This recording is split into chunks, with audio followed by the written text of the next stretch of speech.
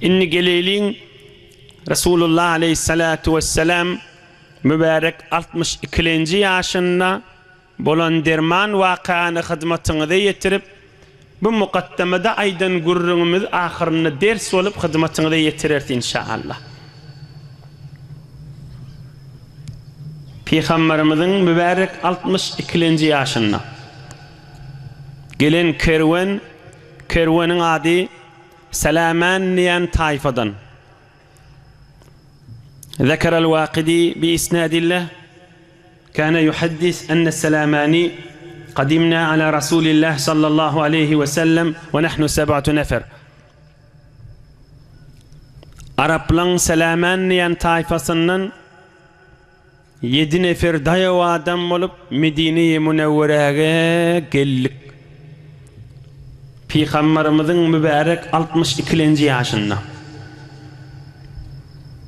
Bir kervan 7 nefer olup geldik. Medine-i Münevvere'ye girdik. Ve Resulullah aleyhissalatu vesselam'ın mübarek mescidine gaşin uğradık.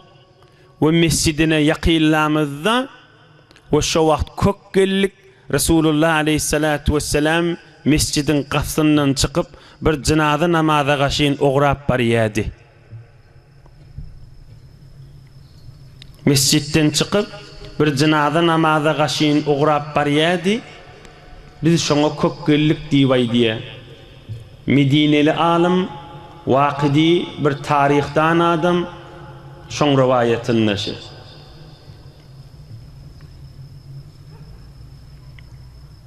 Ohum Resulullah aleyhisselam'a kök düştük. Biz yettik, Peygamberden mescitten çıktı aleyhissalatu vesselam. Esselamu aleyke ya Resulallah deyip salam verdik diye. Ohum Peygamberimiz aleyhissalatu vesselam bizim salamımızın cevabını verdi ve siz kimler olyanız deyip bizden sorudu diye. Ohum biz ayttık, biz Salaman tayfadan sen salamına geldik ve kollaşaylı deyip geldik, Müslüman olaylı deyip geldik. Bizi ovamızın adamsı iyi verdi, bir taraftan vekil olup, bir taraftan namayende olup, Hak Resulullah'ın elinden tut, siz Müslüman olsanız, ovan şudur şu Müslüman olluğu deyip, biz ovamızın tarafından geldik ya Resulallah deyip. Ohun Peygamberimiz aleyhissalatu vesselam devluni gözledi, görse Sevban diyen hadımı vardı.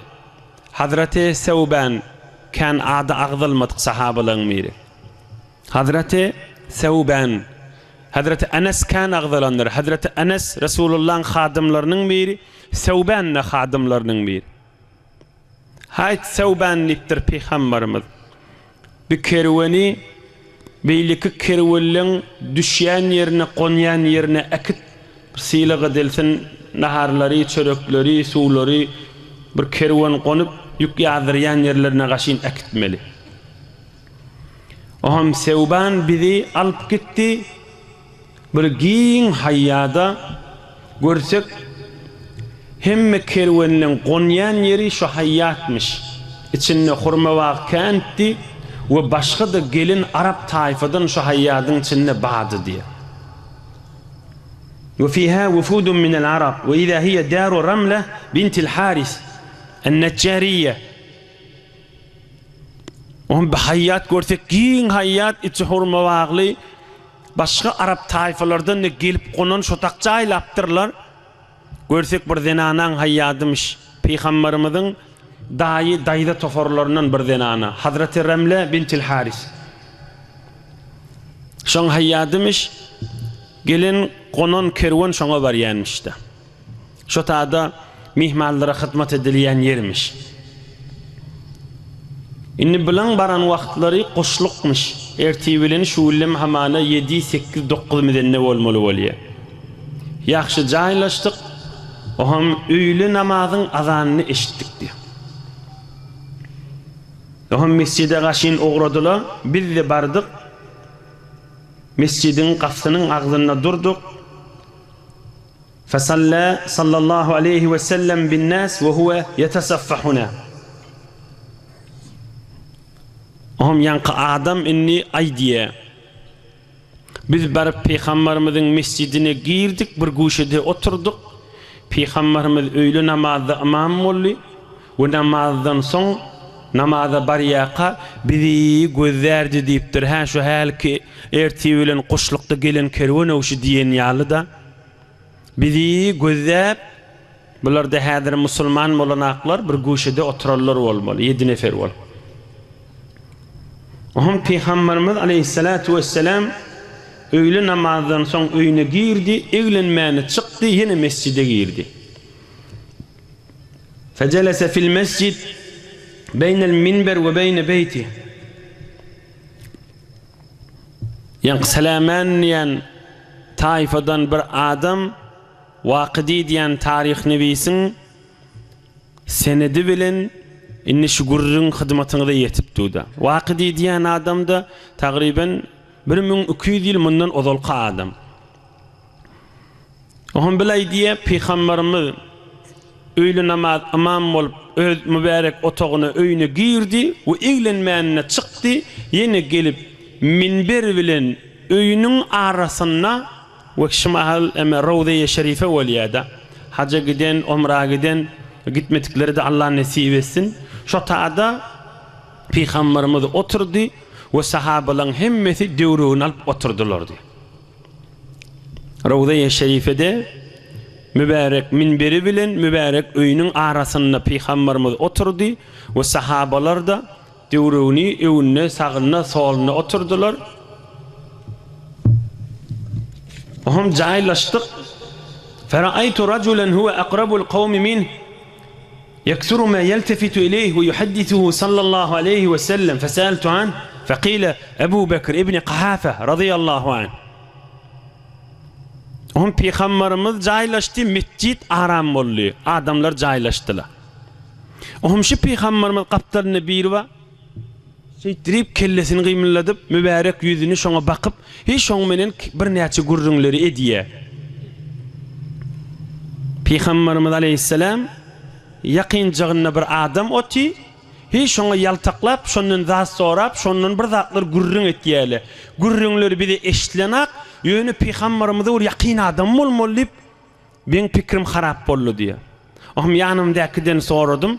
Kim şu Resulullah'ın yanına Peygamberimiz şon yüzün kan gözlep, şon yüzün gözlep, yaltaklap, şon menen gurrunu diye. Diyemde ol Ebu Bekir diye ayttılar. Hazreti Ebu Bekir Sıddık radıyallahu anh Hazreti Resul-i Ekrem'in hak halifası şu vakti yanına oturmuştu. Veci'na fecelesna ticahe vecihi sallallahu aleyhi ve sellem. Ohum biz de gelip Peygamberimizin doğru ruburusuna, doğru evine mübarek yüzü kök gelecek yeri haştay qav deyip oturduk deyiptir. Ahirrak ya ortarak yeri de olsa mübarek yüzü rubururağına, doğru evrağına oturduk diyor. وجعل الوفد يسألون عن الشرائع فلم يكد سائلهم يقطع.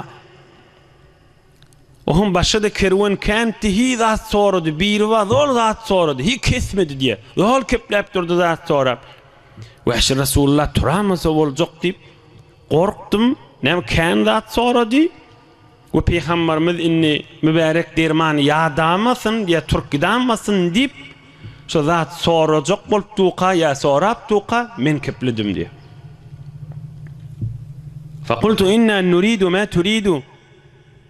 Bizim de var ayçak zadımız var, biz de var isteğimiz var dedim ve şey diyemde hak Resulullah aleyhisselam gülümcerip men yüzümü gözledi ve o zat soracak bolup durana inni sen otur dedi. On kepleme hadir dur dedi.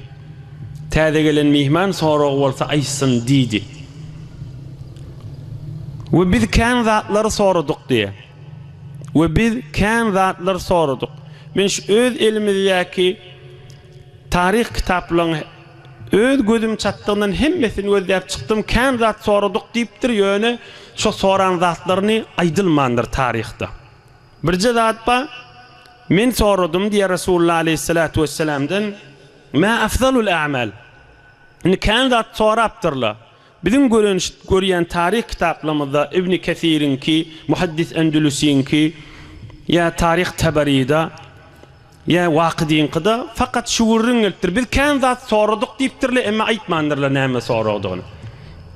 Ve her hal bir soragymşy diye ya Resulullah amalın qawsy näme diýip.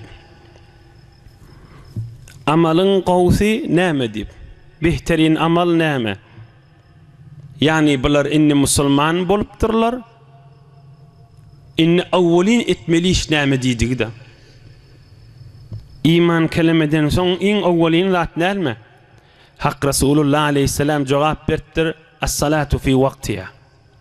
5 wagt namazy her gaýsyny öz wagtyna ýerine ýetirmek diýipdir. 5 wagt namazy ýerine ýetirmek. Ohum kan zatları soradyk. Ohum Hazreti Bilal geldi, azan aýtdy, tekbir aýtdy, ikindi namazyň wagty bolupdyr. Kan oturuşyklary bolupdyr. İkindi namazyň wagty bolupdyr. Hazreti Bilal azan tekbir aýtdy we Resulullah aleyhisselam imam bolup ikindini okyp berdi. Fekanet salatul asr akhaffa fil qiyam min az-zuhr. İkindini öýle namazdan ýeňirräk okuydy diye. Nämesini dik durmasyny. Dik duqa alham süre erti namazyňky iň uzak okulýa, öýle namazyňky oňa wara qysgarak, ikindi bilen ýatsy ikisi bilerek oňa wara qysgarak, akşam namaz beter qysga okulýa. Asl Resulullah'ın sünneti şun sünnet. Qaytaýdyň, erti namaz iň uzak okulýa, öýle namaz şoň menen bilerek bäri ýani, ikindi bilen ýatsy olardan bäri ýani, akşam namaz iň qysga okulýan namaz. Erti namazdan uzak okuyan namazı ol tahajjud namaz. Hatta Peygamberimiz aleyhissalatu vesselam bir rekatda bir wagt Suriye Bakara, Suriye Nisa, Suriye Ali İmran, Suriye Maidany goşupdyr bir rekatda. Tahajjud namazı.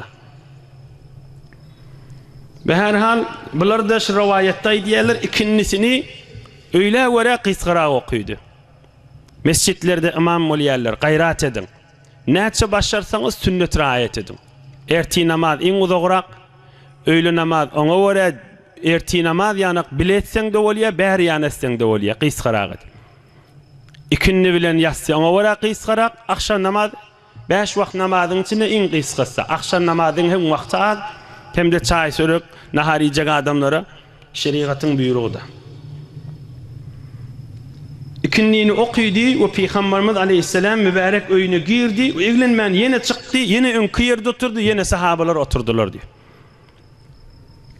Rahmet çekilipdir ha din üçin. Resulullah aleyhissalatu vesselam sallallahu aleyhi ve sellem ikindini okuydy, bir öýüne girdi.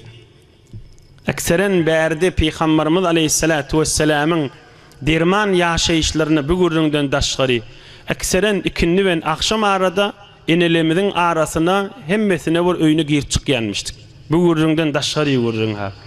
Ekseren ikindi namazdan sonra gün ýaşaýança mübarek derman enelerimizin öýlerine, otoklaryna 9 enemiz denanlarynyň öýlerine girip çykýanmyş. Ekseren ikindi benen akşam arasında. Ve her Peygamberimiz aleyhissalatu vesselam şoğun mübarek öýe girdi ve basım çykdy, ýene öňkü ýerde oturdy ve sahabalar da daşynalylar. Ohum meni görüp Resulullah aýtdy: "Ya aha Salman, lebbeyke ya Resulullah" diýdim. Ey Salaman taýfasyndan diýdi, doganlydy. Menne hytmatda ya Resulullah diýdim. Yer ýurtlaryňyz, owa garalaryňyz nähilli diýdi. Ohum men aýtdym: "Ya Resulullah, ýagyn ýaganak näçe wagt bäri gurokluk boldy, heýwere ilwünimiz hor, ilwünimiz çaşyk bolýar, her gaýsy bir ýaňa göçjek bolýar. Yer ýurt gurokçylyk bolsa adamla pytreýär, dargyýar. Doga etseň ýurdumyza rahmat ýagsa diýdim" diýe. Şolay diýen görüňüm El-Hasaisul Kubra Celaleddin Suyuti şon kitabyna Siret-i Şamiyye'de, Siret-i Halebiye'de İktifa diýen kitap, o da muhaddis Endülüsi. Bizim görüýümüz şii bolmasa şu dörtüsüne de baqaw dikkat edin. Biz aýtdyk: "Ya Resulullah, doga et, ýurdumyza ýagyn ýagsyn" diýdik. Ohum Peygamberimiz da mübarek derman ellerini götürmäni Hudaýa şularyň ýurduny ýagyn ýagsyn diýdi. Mübarek elini götürmäni ýöne Hudaýa yer ýurtlary rahmatly bolsun diýipdir. فقلت يا رسول الله ارفع يديك فإنه أكثر وأطيب. Men aýtdym ya Rasulullah biz senden isteýäs iki elim götürüp Allah'dan dileseň beter bir hoş boljak diýdim diye. فقلت يا رسول الله ارفع يديك فإنه أكثر وأطيب كذا في الخصائص والشامية والحلبية والاكتفاء. İki elim götürüp Allah'dan dileseň biz beter hoş boljak. İki elim biz senden isteýäs ya Rasulullah iki elin galdyrdy Allah'dan dile fe innehu ekser ve atyab.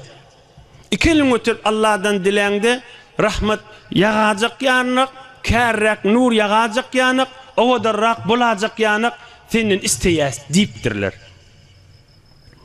Peygamberimiz aleyhissalatu vesselam gülümjirip bolýa diýip täze musulman bolan adamla iki mübarek elini götürdü, hatta mübarek koltuğunun ağını nağdı gördüm diýdi. Oham dua etdi, Allah'dan rahmat ýagyn diledi. Oham dua edenden soň Hak Resulullah aleyhisselam turup gitdi we biz de turduk. Indi akşam okulandyr we soňra biz öz ol kerwellen bolýan ýerine bardyk. 3 gün ýene galdyk. Hazreti Bilal'la bize Türkmen çay çörek diye sularını, çöreklerini, naharlarını getirip bize hizmet ederdi. Ve 3 gün sonra Resulullah Aleyhisselam'ın hoşlaştık ve Peygamberimiz her gaysimize sowgat berdi. Sowgatymyzy alıp ilgunymyza gaşyn öwrülip gaýtdyk diýip derman Resulullah Aleyhisselam'ın 62-nji ýaşynda bolan wakaýalaryň biri. Wefde Salaman kerwenin gurrüňi boldy.